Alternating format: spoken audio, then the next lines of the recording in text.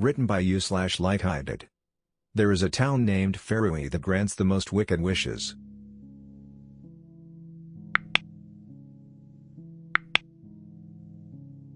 Like many children, I used to think that my father was by far the best. Of course that was a long time ago, but back then he showed me nothing but compassion and kindness. While Dad could act serious at times, he always made sure that I knew how much he loved and supported me. No matter who I was or wanted to be. He bought me art supplies when I wanted to become an artist and helped me learn the guitar when all I could talk about was being a musician. My mom usually just shook her head when I told her about one of my newest dreams. I couldn't blame her. I changed life goals more often than my underwear. But Dad was patient. Possibly because he was a bit of a dreamer himself. When I was 12, he took me to my very first concert. It was some pop rock band that I adored back then. Of course Mom didn't allow me to go, so Dad promised he'd take me and endured through the whole evening even though I knew that he hated the music.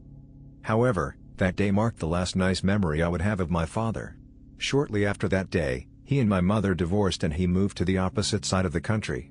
Their relationship was never the strongest, and I think most of the reason they stayed together at all for that long was me. While it hurt me as nothing had ever before in my young life, I finally started to accept that this was how things had to go. And Dad promised I could see him whenever I wanted to. That turned out to be a massive lie. The only contact I had with him was the occasional postcard or birthday present he would send. I can count the times he called me during all these years on one hand, and I was never allowed to visit him. I always thought there was some bad blood between my parents and he reflected it on me, or that he found a new life of his own and realized that I didn't fit into that. My mother never explained it to me either. All she said was that we didn't need him. When I was 16, my mother married again and she finally seems content, which I am really thankful for. As to me, it took me a big portion of my life to accept that Dad simply wasn't a part of my life anymore, but eventually I found my peace. I had graduated from college recently and was going through the job application process while working a part-time job to pay for rent and stuff. I was doing alright. That is until the other day when I received a phone call that brought back all the pain and suffering and multiplied it by 1,000. It was my father's phone number. The last time we talked was my 18th birthday, but I still recognized the number even though I could never bring myself to save it. I had stared at it often enough. "Hello? Am I talking to Louise?" I heard a man say from the other side of the line. It wasn't my father's voice. Yes. Who's this?" I asked. "I'm William. I'm living with your father." We were both not saying anything for a while. The man seemed nervous and my heart started racing, expecting the worst news. The man sighed loudly after a while and then he continued. "Your father doesn't know that I'm calling you, but he talks about you all the time. I know that he loves you very much." Right, I thought, feeling the anger and frustration building up inside of me. "What do you want?" I exclaimed. "I know your dad never wanted you to visit and there are reasons for that, but none of them have anything to do with him not wanting you here." He was quiet again, as if he was very carefully picking his words. "The thing is that he isn't doing well. He is very sick, Louise. I know this must be very hard for you, but I wish you would come and visit. I'm sorry. I know he says he doesn't want you here, but it's not true. He needs to see you before." He sniffed. "Okay." That was all I was able to respond. I don't know why. I didn't even think about it, but somehow I felt the urge to go there right away. And besides, even if my father had treated me like shit, this sounded serious. I had to see him. William let out another sigh. "Thank you, Louise. I will send you the address, and if you need any money for transportation I can send it to you." "No, that's all right. I'll drive down with my car. I actually don't live that far away anymore," I said. "Okay. Great. Just, one more thing. When you drive down here, do not speak to anyone on your way. Not until you've made it to our house. I know this sounds weird, but please just come straight to us. Fairway." I passed the sign of the town after a few hours of driving through nothingness. I expected some boring old village if I'm honest, but this place was so much more. It was beautiful. I passed what I imagine was the town center with a big wishing well in the middle of a vivid marketplace. There must have been a market going on, as I saw people pack up colorful goods and food. As I drove on, I saw a park full of families with young children and dogs running around fetching balls. The happiness on their faces made me feel miserable. Pulling into the street where my father lived only enhanced that feeling.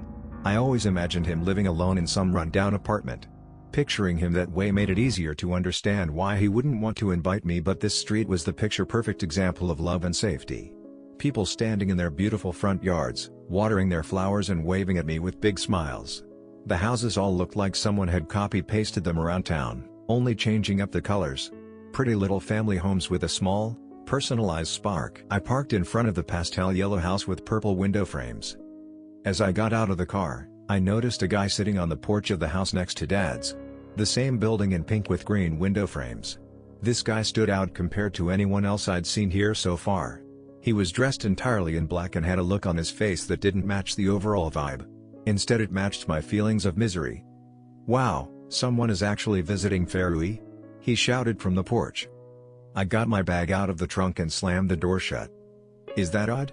This place looks like something from a movie. I'd assume there would be tons of tourists," I responded. "Sometimes there are. They never leave again though," he said and took another puff from his cigarette. "Doesn't surprise me. I wish I lived here," I mumbled to myself. "What are you doing?" A man, probably in his 60s, opened the door. A look of fear and despair drawn to his face. "Louise. You are here. Sweetie, I asked you not to talk to anyone," he said in a desperate tone, "and you should know better, Dustin. What were you trying to do?" He shot at the guy next door. "Come on in, please. Here, let me take that bag." Slightly overwhelmed, I followed who I assumed was William into the house. We sat opposite each other at the kitchen table. He made us coffee but didn't drink any. He was already shaking pretty nervously. "Where's my dad?" I finally asked. I had been pretty anxious about seeing him again, especially as I imagined that William invited me without his knowledge. "Does he know that I'm here?" I added. William nodded. I told him. "You should probably know that he's not very responsive at the moment. He sleeps a lot. But we will try to go upstairs later on. I'm sure he will be happy to see you." "Right." My eyes moved through the room. There was a wall full of photos. I got up from my chair and walked towards it. There were photos of me and Dad when I was little. Me as a baby. Me at my high school graduation. Me accepting my college diploma. So Mom had been in contact with him. But that wasn't all. There were also many photos of Dad and William. One in which they were still pretty young, sitting in the football stadium of our hometown. One of them at a beach. All other photos, however, looked like they were taken in this particular house or a garden. "You're not just his housemate, are you?" I asked, although the answer was already clear to me. I guess that's why Mom didn't like talking about the divorce. Dad had left her for someone else. William nodded. "I'm sorry, Louise. I always wished he stopped speaking." "Is that why he broke off contact with me? Did he think I wouldn't approve or something?" My eyes started tearing up. "At first, we were a little afraid, but your dad knew you and he knew you would be accepting of him. The reason he stopped talking to you was to keep you safe. There is something you need to know about Ferui." He pointed back at the table where we were sitting. "I need you to listen and not say anything for a while. What I'm about to say might sound ridiculous, but you need to trust me. Can you do that?" he asked. I nodded. He took a deep breath. "Your father and I came to Ferui shortly after your parents divorced. We were going to the sea to clear our heads, and on our way back, we stumbled upon this town. We immediately fell in love with the atmosphere, the people, the food. You probably already noticed it, but Ferui isn't exactly normal. Everything here seems perfect. Almost everyone who lives here is happy, healthy and wealthy. They are living the best lives they could wish for. When your father imagined the beauty of a prospective life here, he was quite open about his wishes for the future. He wanted to stay, and so it didn't take us long to find a house for sale. I was even dumber. As soon as we passed the threshold, I jokingly said that I never wanted to leave this home again." His mouth formed into a crooked smile. "And well, you see, this is the part that will be harder to understand. Whenever you wish for something in Ferui, you receive it. No matter the consequences. The town committee came and warned us, but it was already too late, and frankly, we didn't believe them. Until I tried to go outside for groceries." I rolled my eyes. I had no idea what I expected coming here, and William was starting to creep me out. "So sorry you don't enjoy your perfect life," I sarcastically said. He held his fingers to his mouth. "Please, Louise," he continued. "We don't know exactly what it is. The spirits of this town give the people anything they want, and almost anyone who comes here never wants to leave again. Why would they? That's how they trick them. The first wishes are usually humble. Simple. But as soon as they get more complicated or when people slip up, they regret ever stepping foot in this hell. These hidden creatures or spirits or whatever, they feed upon the agony and the pain as well as on the happiness. They don't care or differentiate.